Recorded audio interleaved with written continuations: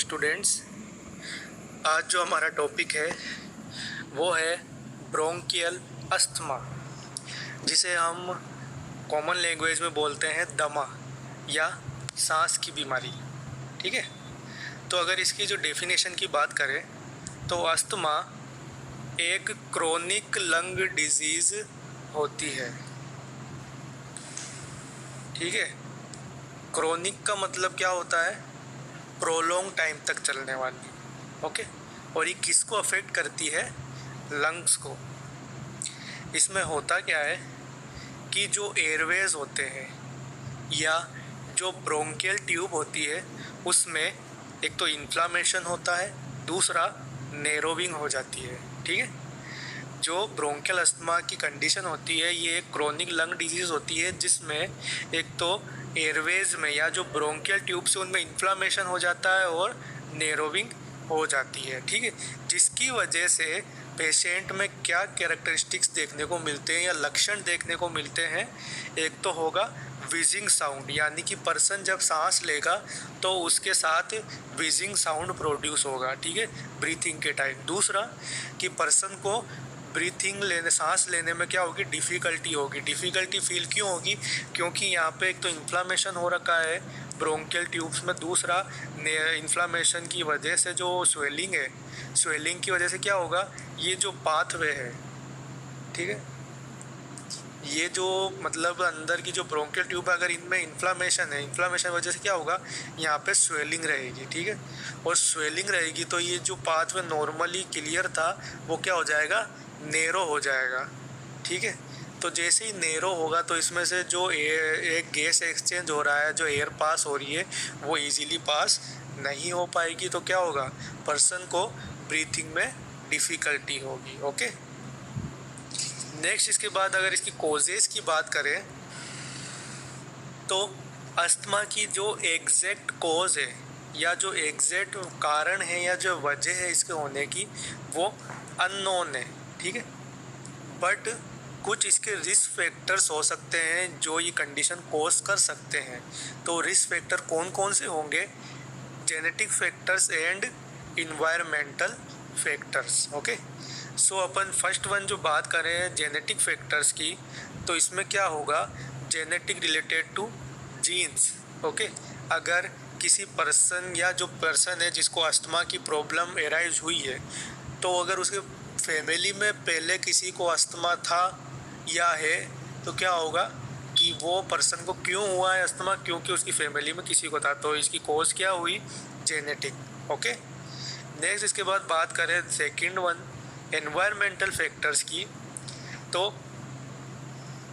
कुछ environmental factors भी asthma cause कर सकते हैं। लाइक फर्स्ट वन है एलर्जेंस, एयर एलर्जेंस, यानी कि एयर के थ्रू जो बाहर एयर है उससे जो एलर्जेंस कुछ मतलब एंट्री करके अस्थमा कॉज कर सकते हो। कौन कौन से हो सकते हैं? लाइक पोलन्स, जो परागकण होते हैं, पोलन ग्रेन्स होते हैं, वो भी क्या है? एक तरह के एलर्जेंस है। किसी पर्सन कुछ लोगों को पोलन से, ठीक है, एलर्जी होती है, तो वो इनमें ये वाले जो पोलन्स है ये पेशेंट में क्या कर सकते हैं? अस्थमा कोज कर सकते हैं। दूसरी इसके बाद एलर्जेंस में बात आती है डस्ट की।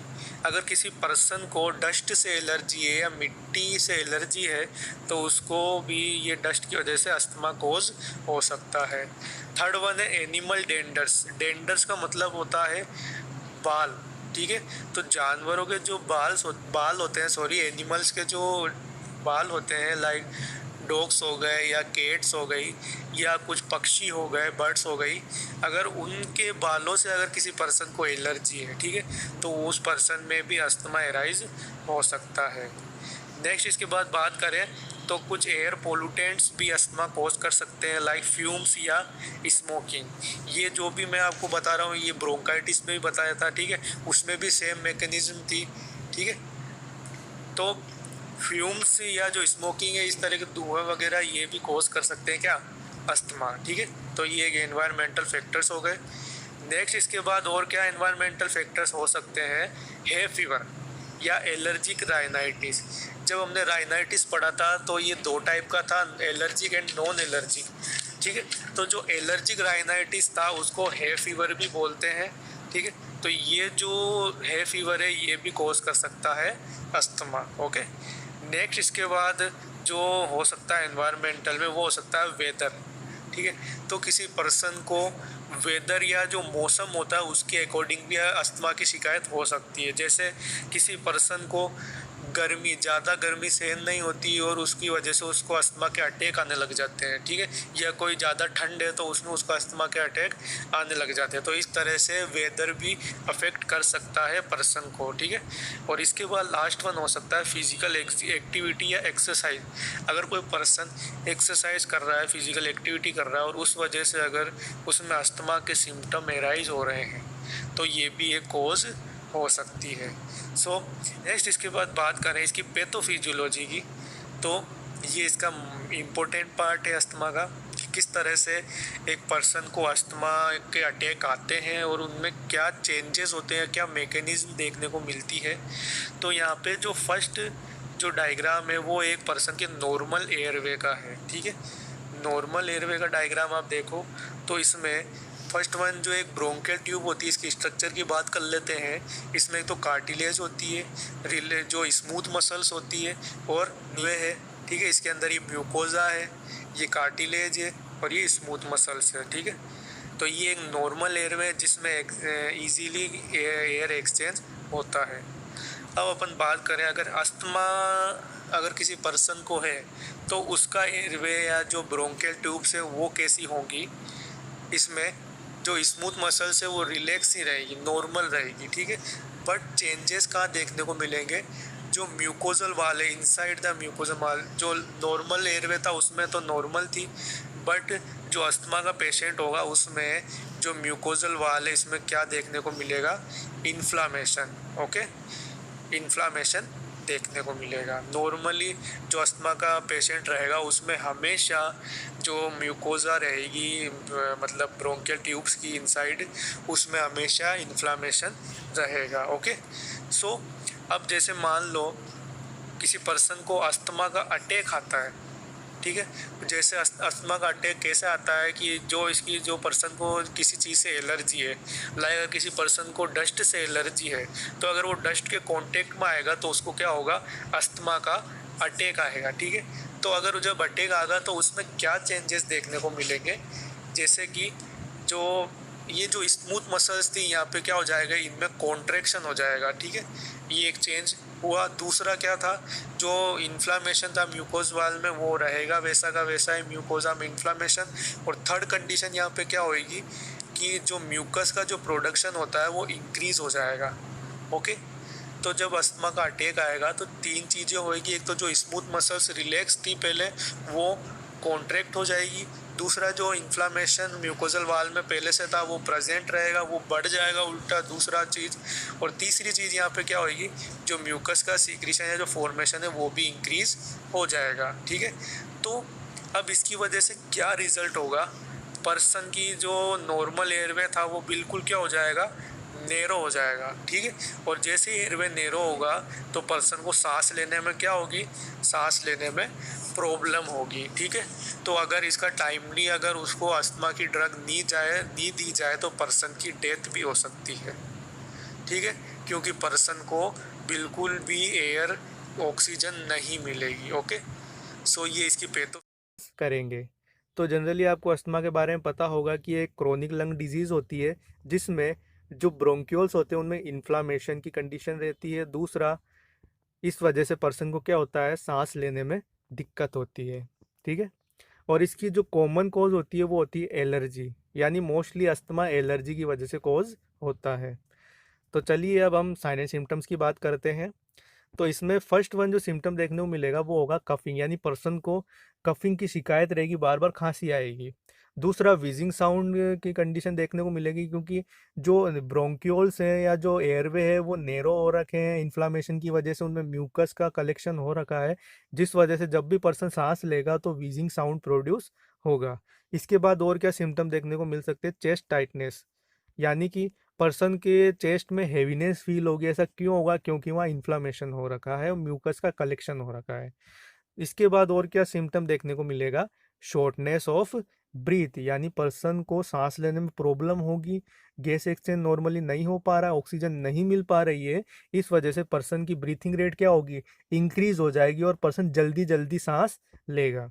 इसके बाद और क्या सिम्टम देखने को मिलेगा, एक्सेसिव म्यूकस प्रोडक्शन, जैसा कि मैंने आपको बताया इसमें म्यूकस का प्रोडक्शन बढ़ जाता है, तो यहाँ पे भी क्या होगा, म्यूकस का प्रोडक्शन इंक्रीज हो जाएगा। इसके अलावा और अदर सिम्टम्स क्या देखने को मिल सकते हैं इसमें, रेस्टलेसनेस यानी पर्सन को बेचैनी रहेगी, उसको रेस्ट नहीं मिल पाएगा। ऐसा क्यों हो रहा है, कि पर्सन को ऑक्सीजन नहीं मिल रही है। ओके। दूसरा इसमें क्या देखने को मिलेगा, डाइफोरेसिस यानी एक्सेसिव स्वेटिंग, पर्सन को ज़्यादा पसीने आएगा, स्वेटिंग होएगी। ओके।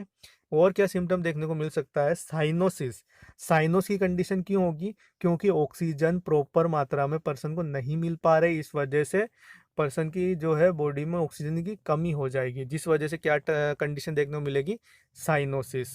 और क्या देखने को मिलेगा, मेंटल कन्फ्यूजन यानी पर्सन को कन्फ्यूजन रहेगी मेंटली। ओके। और इसके अलावा और क्या सिम्टम देखने को मिल सकते हैं, लाइक हाइपोक्सीमिया। हाइपोक्सीमिया क्या होता है, ब्लड में ऑक्सीजन की कमी। अगर ब्लड में ऑक्सीजन की कमी होगी तो हाइपोक्सिया होगा, यानी टिश्यूज में ऑक्सीजन की कमी होगी। देन उसके बाद साइनोसिस की कंडीशन एराइज होएगी, यानी bluish discoloration of skin. Okay, ये टर्म एक दूसरे से कोरिलेटेड है। नेक्स्ट इसके बाद और क्या देखने को मिल सकता है, फेटिग यानी कि पर्सन की जो है टिश्यूज मसल्स को नॉर्मली ऑक्सीजन नहीं मिल पा रही, इसलिए पर्सन की जो मसल्स में फेटिगनेस हो जाएगी, उसको कमजोरी रहेगी। ओके। नेक्स्ट उसके बाद और क्या सिम्टम देखने को मिल सकता है, डिफिकल्टी इन टॉकिंग और वॉकिंग। ऐसा क्यों होगा, क्योंकि पर्सन को प्रॉपरली ऑक्सीजन नहीं मिल पा रही टिश्यूज लेयर को, तो इस वजह से क्या होगा, पर्सन को चलने बोलने में दिक्कत होगी, क्योंकि उसको ऑक्सीजन नहीं मिल रही है। ओके। सो ये इसके सिम्टम्स हो गए। नेक्स्ट इसके बाद बात करें इसके डायग्नोसिस की, तो इसमें फर्स्ट वन हिस्ट्री कलेक्ट करेंगे पेशेंट से, जो भी इसकी प्रेजेंट हिस्ट्री है, पास्ट हिस्ट्री है, मेडिकल हिस्ट्री है या फैमिली हिस्ट्री है, ये अपन कलेक्ट करेंगे। उसके बाद का फिजिकल एग्जामिनेशन करेंगे पेशेंट का, तो इसमें पर्सन के जो ऑब्जर्वेशन करेंगे। दूसरा पर्सन से जो है हिस्ट्री मतलब जो है सब्जेक्टिव जो डाटा है वो कलेक्ट करेंगे, ताकि उससे जो भी पेशेंट अपनी प्रॉब्लम्स को बताएगा, वो बोलेगा कि मेरे को सांस लेने में दिक्कत हो रही है, मैं जब भी कोई काम करता हूँ तो मेरे को वीकनेस फील होती है। तो ये किसके लक्षण है, कि पर्सन को ब्रीथिंग प्रॉब्लम है। ओके। नेक्स्ट डायग्नोसिस है स्पायरोमेट्री। इस टेस्ट में एक डिवाइस यूज किया जाता है जिसको बोलते हैं स्पायरोमीटर। इस डिवाइस के थ्रू ये डिटेक्ट किया जाता है कि पर्सन कितनी एयर नॉर्मली एक्सेल कर पा रहा है। तो इस टेस्ट को एक तो मेडिकेशंस देने से पहले करते हैं और एक मेडिकेशंस देने के बाद करते हैं। ओके। तो इससे ये आइडेंटिफाई किया जाता है कि पर्सन कितनी मतलब एयर एक्सेल कर पा रहा है। अगर मान लो मेडिकेशन देने से पहले पर्सन नॉर्मली एयर एक्सेल नहीं कर पा रहा है, और अगर मेडिकेशन देने के बाद एक्सेल कर पा रहा है, मतलब सुधार हो रहा है, इसका मतलब क्या है, पेशेंट को अस्थमा की शिकायत है। तो ये एक तरह से डायग्नोसिस टेस्ट है, पता लगाने के लिए कि पेशेंट को अस्थमा की शिकायत है या नहीं। अगर मेडिकेशन देने से पहले एक्सेल कर पा रहा है, नहीं कर पा रहा है, तो इसका और मेडिकेशन देने के बाद कर पा रहा है एक्सेल, तो इसका मतलब क्या है, पेशेंट को अस्थमा की शिकायत है। ओके। नेक्स्ट इसके बाद और टेस्ट इसमें कौन सा कर सकते हैं, मेथाकोलाइन टेस्ट। मेथाकोलाइन टेस्ट में क्या करते हैं, पेशेंट को मेथाकोलाइन दी जाती है। ये मेथाकोलाइन ड्रग जो दी जाती है, तो ये क्या करती है, एलर्जी की तरह काम करती है। ठीक है। तो जैसे ही ये ड्रग दी जाती है, तो पेशेंट में ब्रोंको कंस्ट्रिक्शन की शिकायत होती है, यानी कि जो एयरवेज होती हैं उनमें ब्रोंको कंस्ट्रिक्शन हो जाता है, यानी नेरो हो जाती हैं ब्रोंक्यूल्स। ठीक है। तो अगर ये जो ड्रग दी मेथाकोलाइन और उसके बाद अगर पेशेंट के एयरवे कॉन्स्ट्रिक्ट हो गए, तो इसका मतलब सीधा सा ये होता है कि पेशेंट को अस्थमा है। ओके। तो अस्थमा के डायग्नोसिस में मेथाकोलाइन टेस्ट किया जाता है, जिसमें मेथाकोलाइन ड्रग पेशेंट को दी जाती है। ठीक है। ये एक एलर्जी की तरह काम करता है, और जैसे ही ये ब्लड में जाता है तो पेशेंट को कंस्ट्रिक्शन की शिकायत होती है, और अगर ऐसा हो रहा है तो पेशेंट को क्या है, अस्थमा है। ओके। नेक्स्ट इसके बाद और डायग्नोसिस कर सकते हैं, लाइक चेस्ट एक्सरे, पेशेंट का एक्सरे करेंगे। दूसरा एलर्जी ब्लड टेस्टिंग करेंगे, यहाँ देखेंगे कि पेशेंट को कौन से एलर्जन से एलर्जी है, क्योंकि नॉर्मली कुछ पर्सनों को स्पेसिफिक एलर्जन से एलर्जी होती है, कुछ को डस्ट से होती है, किसी को पोलन ग्रेन से होती है। ओके, तो इस तरह से उसको आइडेंटिफाई करेंगे कौन से एलर्जन से, तभी पता चल पाएगा कि पर्सन को इस एलर्जन से अस्थमाई कंडीशन है। नेक्स्ट इसके बाद और क्या करेंगे, ABG analysis. Okay, ABG analysis में यानी कि जो ब्लड गैस का जो कंपोजिशन उसको एनालिसिस करेंगे। तो अगर अपन देखेंगे तो इसमें नॉर्मली ऑक्सीजन की कमी हो रखी है, तो एबीजी एनालिसिस में क्या देखने को मिलेगा, एक तो पीएच कम देखने को मिलेगी, CO2 का लेवल बढ़ा हुआ मिलेगा और ऑक्सीजन का लेवल कम मिलेगा। ओके, नेक्स्ट इसके बाद मैनेजमेंट की बात करें तो मैनेजमेंट का जो गोल है अस्थमा में जो मैनेजमेंट देंगे उसका मुख्य गोल क्या होने चाहिए। एक तो पेशेंट को बेड रेस्ट प्रोवाइड करना है, ज़्यादा से ज़्यादा। ऐसा क्यों करना है, ताकि जो उसकी फिजिकल एक्टिविटी है वो कम हो सके। दूसरा, प्रमोट ब्रोंको डायलेशन, ब्रोंकियल से उनको डायलेट करना है, प्रमोट करना है डायलेशन को। तीसरा, रिमूव सीक्रेशन, जो सीक्रेशन अंदर एक्यूमुलेट हो रखे हैं उनको रिमूव करना है। उसके बाद और क्या गोल होगा, प्रिवेंट अस्थमा अटैक, यानी जो फ्यूचर में जो अस्थमा अटैक आ सकते हैं उनको प्रिवेंट करना है। ठीक है, और दूसरा और क्या गोल होगा, मेंटेन नॉर्मल लंग फंक्शन, यानी जो लंग्स के जो नॉर्मल फंक्शन है उनको मेंटेन करके रखना है। और नॉर्मल लंग फंक्शन क्या होता है, गैस एक्सचेंज। ओके, तो अगर वो नॉर्मल चलता रहेगा पेशेंट को नॉर्मली ऑक्सीजन मिलती रहेगी। तो ये इसके मेन गोल है अस्थमा के मैनेजमेंट के। अब आते हैं इसके मेडिकल मैनेजमेंट पे। तो जो मेडिकल मैनेजमेंट होता है अस्थमा का, ये दो कैटेगरी में होता है। एक तो होता है शॉर्ट टर्म मैनेजमेंट, ठीक है, और एक होता है लॉन्ग टर्म मैनेजमेंट। तो शॉर्ट टर्म मैनेजमेंट में तो ऐसी मेडिकेशंस दी जाती है जो जल्दी से काम करे और थोड़े टाइम के लिए काम करे। लॉन्ग टर्म मेडिकेशंस वो होती है जो लंबे टाइम तक काम करती है। ओके, सो सबसे पहले अपन बात करेंगे शॉर्ट टर्म मेडिकेशंस की। तो इसमें फर्स्ट वन आती है ब्रोंको डायलेटर्स। यहाँ पे जो ड्रग्स यूज हो रही है अस्थमा में वो यही हो रही है कि ब्रोंक्यूल्स को डायलेट करना है। जो ड्रग्स ब्रोंक्यूल्स को डायलेट करेगी वही यहाँ पे काम आएगी। ओके, सो यहाँ पे पेशेंट को ब्रोंको डायलेटर्स देनी है जो क्या करेगी, ब्रोंकियल ट्यूब्स को रिलैक्स कर देगी। कैसे करेगी, जो ब्रोंकियल ट्यूब्स में जो स्मूथ मसल्स होती हैं उनको ये रिलैक्स कर देती है। ओके, नेक्स्ट इसके बाद इसके अंदर जो ड्रग्स आएगी वो दो कैटेगरी में है ब्रोंकोडायलेटर्स में। फर्स्ट वन है शॉर्ट एक्टिंग बीटा एगोनिस्ट। आपने दो मतलब नाम सुने होंगे, एक तो होता है एंटागोनिस्ट और एक होता है एगोनिस्ट। एंटागोनिस्ट ड्रग्स उनको बोला जाता है जो किसी के फंक्शन को प्रिवेंट करे। ओके, किसी पार्टिकुलर थिंग के फंक्शन को प्रिवेंट करे तो वो तो होती है एंटागोनिस्ट। एगोनिस्ट उसको बोलते हैं जो किसी पार्टिकुलर थिंग के फंक्शन को स्टिमुलेट करे। तो यहाँ पे जो ड्रग दी जा रही है वो कौन सी है, एगोनिस्ट है। और इसके आगे क्या लगा हुआ है, बेटा, यानी जो ब्रोंकियल्स जो मसल्स होती है वहाँ पे बीटा रिसेप्टर्स प्रेजेंट होते हैं। तो ये ड्रग्स क्या करती है, उन बीटा रिसेप्टर्स को स्टिमुलेट करती है, और जैसे ही बीटा रिसेप्टर स्टिमुलेट होंगे तो ब्रोंकियल्स डायलेट हो जाएगी। ओके, तो ये जो शॉर्ट एक्टिंग बीटा एगोनिस्ट होती है ये क्या करती है, ब्रोंकियल्स को डायलेट करती है। कैसे, बीटा रिसेप्टर्स को स्टिमुलेट करके उनके फंक्शन को बढ़ा के। ओके, नेक्स्ट इसके बाद जो सेकंड जो ड्रग होगी वो होगी एंटीकोलिनर्जिक्स। एंटीकोलिनर्जिक्स वो ड्रग्स होती है जो एसिटाइल कोलिन के फंक्शन को ब्लॉक करती है। अब आपको पता होगा एसिटाइल कोलिन जो है वो एक न्यूरोट्रांसमीटर होता है। ओके, एसिटाइल कोलिन एक न्यूरोट्रांसमीटर होता है जिसका काम क्या होता है, जो नर्व से जो भी सिग्नल्स आते हैं उनको मसल्स तक पहुंचाना, और ये मसल्स के कॉन्ट्रैक्शन रिलैक्सेशन में मतलब फंक्शन करता है। ठीक है, तो ये जो एसिटाइल कोलिन यहाँ पे बीच में न्यूरोट्रांसमीटर्स होते हैं, तो एंटीकोलिनर्जिक्स क्या करती है, इन एसिटाइल कोलिन्स को ब्लॉक कर देती है। अगर ये ब्लॉक हो जाएंगे तो ये नर्व से जो भी सिग्नल्स आ रहे हैं, ठीक है, वो ब्लॉक हो जाएंगे, यहाँ पे ही रह जाएंगे। इस वजह से मसल्स में कॉन्ट्रैक्शन नहीं होगा और मसल्स में रिलैक्सेशन की कंडीशन हो जाएगी। Okay, so do you understand ऐसे एंटीकोलिनर्जिक्स क्या करती है। जो एसिटाइल कोलिन पाए जाते हैं मसल न्यूरोमस्कुलर जंक्शन में, जहाँ पे न्यूरॉन्स और नर्व्स और मसल्स आके मिलती है, तो ये एसिटाइल कोलिन क्या करता है, इन न्यूरॉन से जो भी सिग्नल्स आ रहे हैं उनको मसल्स तक पहुंचाने का काम करता है और मसल्स में कॉन्ट्रैक्शन होता है। ठीक है, तो ये एंटीकोलिनर्जिक्स क्या करती है, एसिटाइल कोलिन को ब्लॉक कर देती है, जिस वजह से जो भी सिग्नल्स है वो आगे नहीं जा पाते और मसल्स में रिलैक्सेशन की कंडीशन हो जाती है।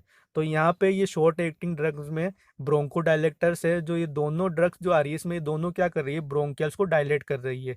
शॉर्ट एक्टिंग बीटा एगोनिस्ट तो क्या कर रही है, बीटा रिसेप्टर्स को रिलैक्स कर मतलब स्टिमुलेट करके मसल्स को रिलैक्स कर रही है, और एंटीकोलिनर्जिक्स एसिटाइल कोलिन को ब्लॉक करके मसल को रिलैक्स कर रही है। ओके, नेक्स्ट इसके बाद बात करें लॉन्ग टर्म मेडिकेशंस में, तो लॉन्ग टर्म मेडिकेशंस में आएगी इनहेल कोर्टिकोस्टेरॉइड। जैसा कि आपको पता है कोर्टिकोस्टेरॉइड जो ड्रग्स होती है इनका काम क्या होता है, इन्फ्लामेशन को कम करना।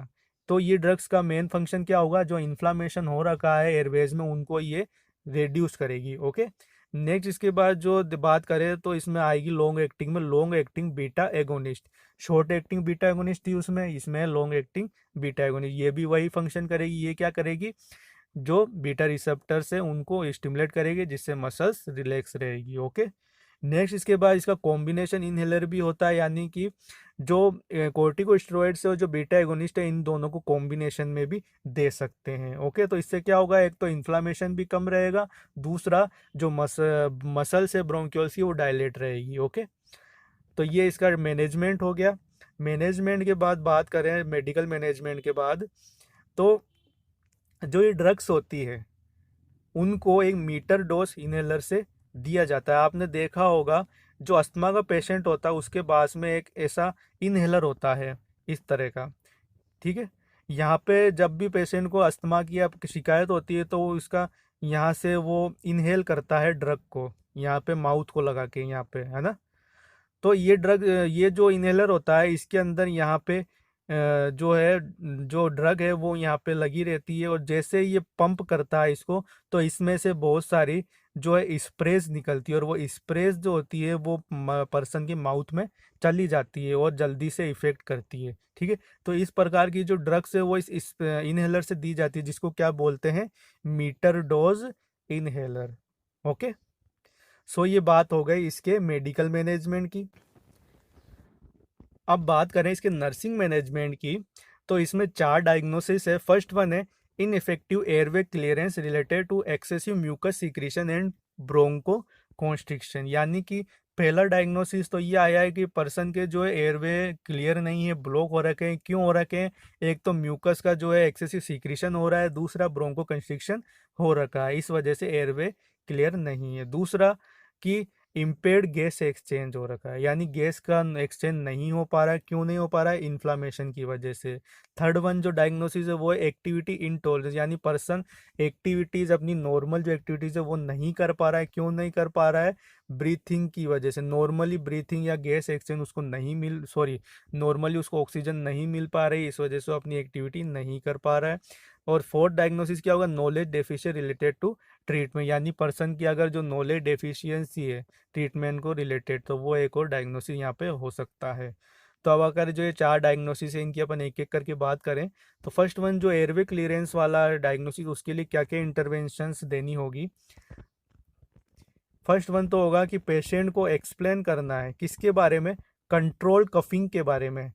ठीक है, जो कंट्रोल कर पेशेंट को ऐसे बोलना है कि आपको टाइम टू टाइम कफिंग करनी है। इससे क्या होगा, क्या रिजल्ट होगा इससे, कि जो मतलब जो म्यूकस जो अंदर जमा हो रखा है वो कम होगा, उसका जो एक्यूमुलेशन हो रखा है वो रेड्यूस होगा। जैसे जैसे कफिंग करेगा तो वो म्यूकस बाहर आता जाएगा। ओके, सेकंड वन क्या बोल इंटरवेंशन क्या होगी, कि पेशेंट को एडवाइस देनी है कि आप ब्रोंकोडायलेटर्स लें। ठीक है, जब भी आपको रेस्पिरेशन में दिक्कत हो, यानी कि बेड में पर्सन को एडवाइस देनी है कि जब भी आपको सांस लेने में प्रॉब्लम हो तो आपको ब्रोंकोडायलेटर ड्रग लेनी है। इससे क्या होगा, जो ब्रोंक्यूल्स है वो डायलेट हो जाएगी। ओके, नेक्स्ट और इंटरवेंशन क्या देनी है, पेशेंट को एडवाइस देनी है कि आपको ज़्यादा से ज़्यादा पानी पीना है, यानी ड्रिंक करना है प्लेंटी ऑफ वाटर। क्यों, जिस इसलिए करना है ताकि जो स्पूटम अंदर बन रखा है वो लिक्विड फॉर्म में रहे।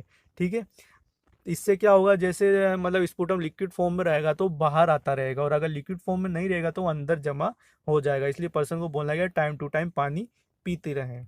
नेक्स्ट इंटरवेंशन और क्या बतानी है, कि पेशेंट को बताना है किसके बारे में, proper technique for inhalation of medications to develop maximum effect of drug. Patient को जब वो ड्रग लेता है तो उसके लिए प्रॉपर इफेक्टिव टेक्निक बतानी है, किस तरह से आपको ड्रग लेनी है, इनहेल करनी है। इससे क्या होगा कि ज़्यादा से ज़्यादा जो है ड्रग का इफेक्ट होगा। ओके, सो ये फर्स्ट वन डायग्नोसिस हो गया एयरवे क्लियरेंस वाला, जिसके लिए इंटरवेंशंस हो गई। सेकंड वन जो डायग्नोसिस पे अगर बात करें तो वो है इम्पेयर्ड गैस एक्सचेंज, यानी पेशेंट के एक्सचेंज गैस का नॉर्मली नहीं हो पा रहा है। क्यों नहीं हो पा रहा है? इन्फ्लामेशन की वजह से, सॉरी। तो इसके लिए क्या क्या इंटरवेंशंस होंगी?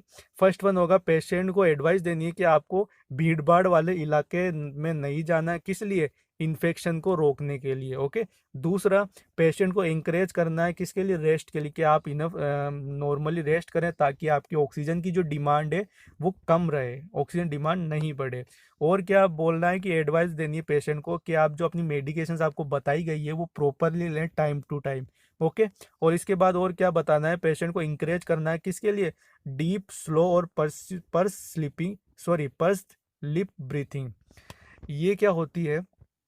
इसमें पेशेंट को बोला जाता है कि आप जो अपने दोनों लिप्स है उनको बिल्कुल क्लोजली बंद करके और इससे जितना हो सके आप सांस को अंदर बाहर करें। इससे क्या होगा कि पर्सन को प्रेशर के साथ अंदर एयर जाएगी और प्रेशर के साथ एयर बाहर आएगी। इससे क्या होगा? पेशेंट की जो ब्रीथिंग है वो डीप होगी और रेस्पिरेशन में इम्प्रूवमेंट होगा, ओके। थर्ड डायग्नोसिस है एक्टिविटी इंटॉलरेंस, यानी पर्सन जो है नॉर्मली अपनी एक्टिविटीज़ नहीं कर पा रहा है ब्रीथिंग के इनएफिशिएंट की वजह से। तो इसमें पेशेंट को क्या क्या इंटरवेंशन बताएंगे? पहला, पेशेंट को बोलना है कि suggest patient to take sufficient rest and sleep daily for 4 to 6 hour, यानी पेशेंट को बोलना है कि आप जितना हो सके ज़्यादा से ज़्यादा आराम करें, सोएं। कितना? 4 से 6 घंटे तक डेली। नेक्स्ट इंटरवेंशन क्या होगी कि पेशेंट को एडवाइस देनी है कि आपको वेल बैलेंस्ड डाइट लेनी है और अपना न्यूट्रिशनल जो इंटेक है उसको इम्प्रूव करना है। ऐसा क्यों करना है? क्योंकि पेशेंट को फेटिगनेस हो रखी है, ओके। वो अपनी एक्टिविटी नॉर्मली नहीं कर पा रहा, तो पेशेंट बोलना है कि आप ज़्यादा से ज़्यादा अच्छी डाइट लें ताकि आपकी जो हेल्थ है वो नॉर्मल रहे, बिगड़े नहीं, ओके। नेक्स्ट इसके बाद और क्या डायग्नोसिस इसमें, सॉरी, इंटरवेंशन इसमें होगी कि advice to avoid excessive hot and cold fluids and food which में इरिटेट म्यूकस मेम्ब्रेन, यानी पेशेंट को एडवाइस देनी कि आप इस तरह ना तो ज़्यादा ठंडा ना ज़्यादा गर्म, इस तरह का फ्लूइड आप नहीं लें। कि इससे क्या होगा कि इस तरह के फ्लूइड क्या करते हैं? पेशेंट की म्यूकस मेम्ब्रेन को इरिटेट करेंगे और इस वजह से अस्थमा के अटैक आने के चांस होंगे। इसलिए पेशेंट को बोलना है कि आप ज़्यादा ठंडा या गर्म नहीं खाएं। उसके बाद पेशेंट को क्या बोलना है कि आपको ईट स्लोली ईट करना है, यानी धीरे धीरे खाना चबा के खाना है, ओके। और लास्ट वन इसके बाद जो डायग्नोसिस है वो है नॉलेज डेफिशिएट। अगर पेशेंट की या फैमिली मेम्बर्स उनकी नॉलेज इस ट्रीटमेंट को लेके अगर कम है तो उनको नॉलेज प्रोवाइड करनी है। तो उसके लिए क्या क्या इंटरवेंशन यहाँ पे देखने को मिलेगी? Educate patient about medication dose route and technique, यानी पेशेंट को जो भी मेडिकेशन से उनके बारे में बताना, उनके डोज के बारे में बताना है, कैसे उनको लेना है, उनके रूट के बारे में और टेक्निक के बारे में समझाना है। उसके बाद और क्या इंटरवेंशन देखने को मिलेगी? Advice to limit the activity and reduce work time to prevent dyspnea, यानी पेशेंट को बोलना है कि आप जो फिजिकल एक्टिविटी कर रहे हैं उसको एक लिमिट टाइम के लिए करना है। इससे क्या होगा कि आप जितना कम काम करेंगे, जितना अपनी मसल्स को कम यूज लेंगे, उतना आप में डिस्निया होने के चांस कम होंगे। क्यों? क्योंकि जितना हम ज़्यादा एक्टिविटी, फिजिकल एक्टिविटी करते हैं तो हमारी ऑक्सीजन की जो डिमांड है वो बढ़ जाती है, ओके। तो अगर पर्सन कम काम करेगा तो उसकी ऑक्सीजन डिमांड भी कम रहेगी, ओके। नेक्स्ट इसके बाद और क्या डायग्नोस, सॉरी, इंटरवेंशन होगी यहाँ पे? Do not stop physical activity but avoid heavy exercise, यानी पेशेंट को ये एडवाइस देनी है कि आप बिल्कुल भी फिजिकल एक्टिविटी को रोक मत